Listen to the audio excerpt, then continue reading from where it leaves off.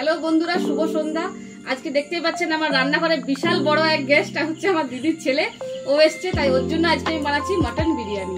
ঠিক আছে, তো পুরো ভিডিওটাই দেখতে থাকুন, সঙ্গে থাকুন, আশা করছি ভালো লাগবে। আর আস্তে আস্তে সবার সঙ্গে পরিচয় করে দেবো। এতদিন তো আপনারা শুধু আমাকেই দেখছেন, আজকে আমার দিদিকেও দেখাবো, আমার বোনকেও দেখাবো।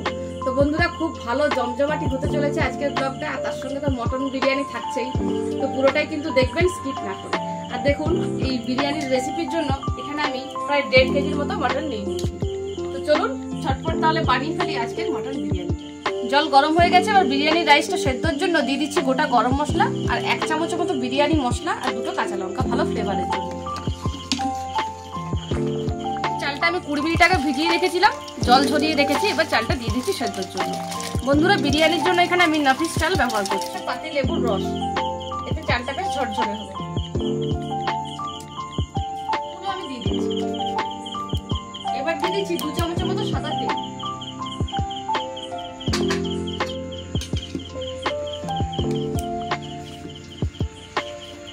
স্বাদ মতো নুন। দেখুন বন্ধুরা, এখানে আমি মটন বিরিয়ানির জন্য মটনগুলো বেশ বড় বড় মাপের করে কাটিয়ে নিয়েছি। এই যে দেখুন। চলুন এবার ঝটপট এই মটনটা আমি ম্যারিনেট করে নিই। তো এখানে আমি 1.5 কিলো মটনের জন্য বড় চামচে, এই যে দেখুন এরকম বড় চামচের 2 চামচ দেবো আমি আদা, রসুন আর কাঁচা লঙ্কা বাটা। দিচ্ছি 1/2 চামচ হলুদের গুঁড়ো, দিয়ে দেবো 3 চামচ কাশ্মীরি লঙ্কার গুঁড়ো,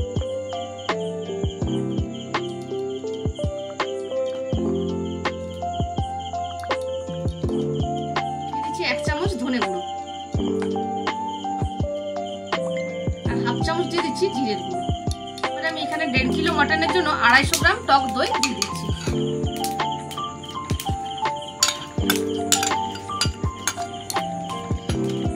বিরিয়ানি মশলা দিয়ে দিচ্ছি 2 চামচ কেওড়া জল,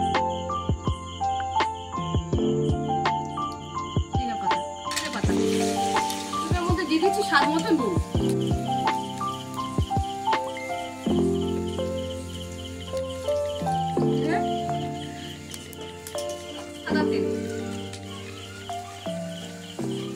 মাংসটা ভালো করে মাখিয়ে নেব।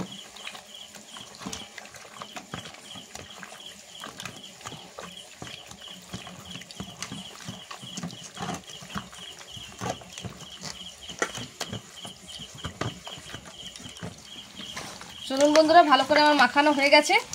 এরপর আধ ঘন্টা আমি এটাকে রেস্টে রেখে দেবো।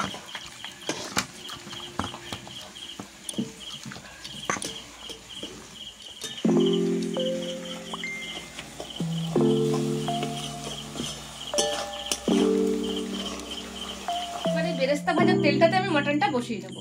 তাই ফোড়নে দিয়ে দিচ্ছি গোটা গরম মশলা, দিয়ে দিচ্ছি কিছু তেজপাতা, দিচ্ছি মটনটা।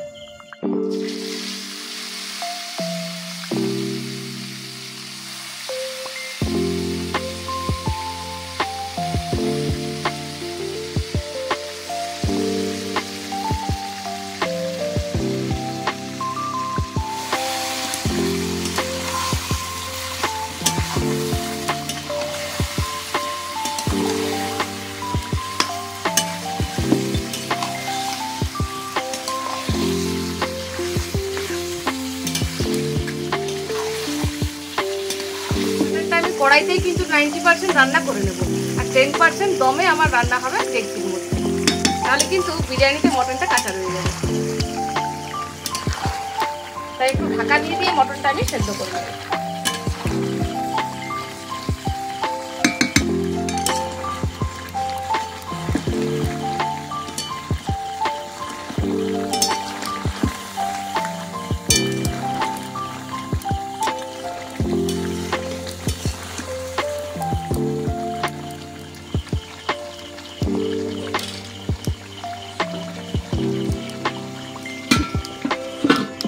দেখুন মটনটার চারিপাশে সুন্দর একদম তেল জমে আছে।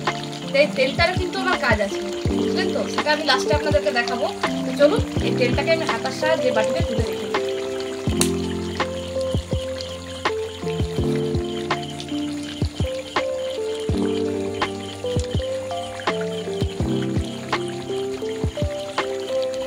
আমি তেলটাই নেব।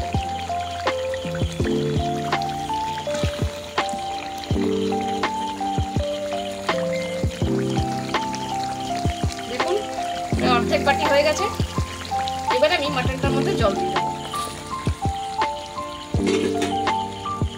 সেদ্ধ হওয়ার মতো জল দিয়ে দিচ্ছি।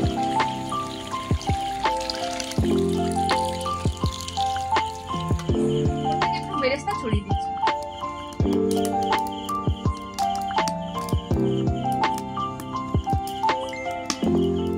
প্রায় আমার রেডি হয়ে গেছে। এবার আমি সেদ্ধ করে রাখা আলুগুলো দিয়ে দিচ্ছি মাংসের মধ্যে, তাহলে আলুটার মধ্যেও ফ্লেভারটা চলে আসবে।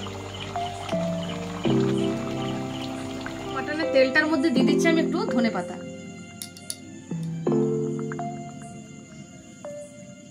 দিয়ে দিচ্ছি পুদিনা পাতা, দিয়ে দিচ্ছি হাফ চামচের মতো বিরিয়ানি মশলা, 2 চামচ কেওড়া ওয়াটার, 2 চামচ গোলাপ জল,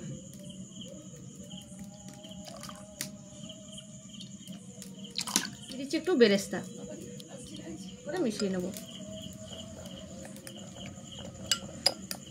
এতে বিরিয়ানির ফ্লেভারটা দারুণ আসবে এবং কোনো কালার ইউজ করারও দরকার নেই।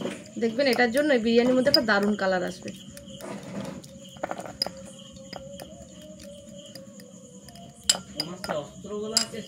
তো হয়ে গেছে। এবার বিরিয়ানিটা রেডি করব। তার ডেকচির মধ্যে মাটনটা ঢেলে নিয়েছি, উপর থেকে একটু ঘি দিয়ে দিচ্ছি,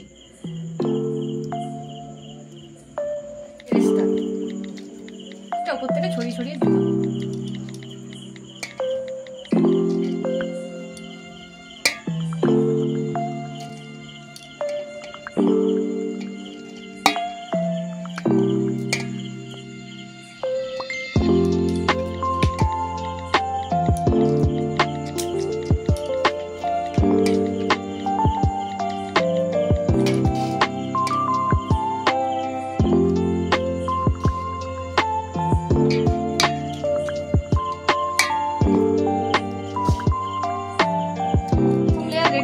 ছড়িয়ে দিচ্ছি বিরিয়ানি মশলা,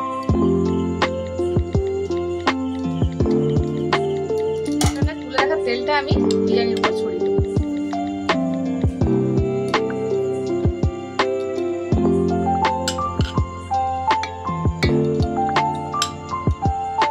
লেয়ারটা একইভাবে বানিয়ে নিচ্ছি।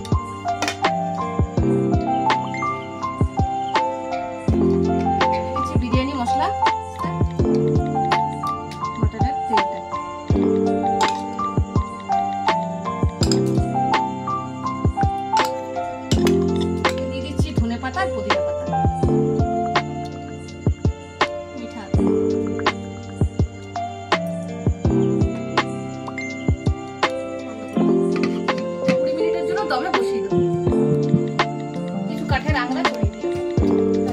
উপরে দুদিক থেকে বিরিয়ানিটা পাক।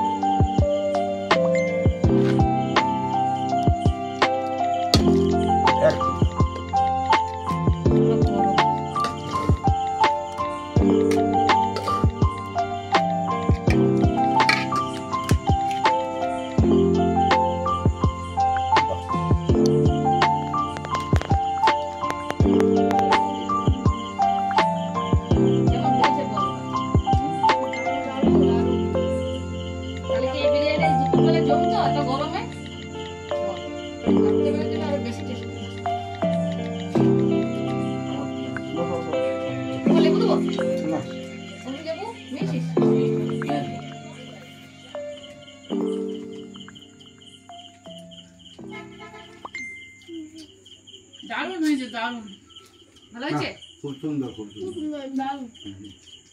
কেমন লাগছে? ভালো তো, একদম বিরিয়ানি ফেভারিট। হ্যাঁ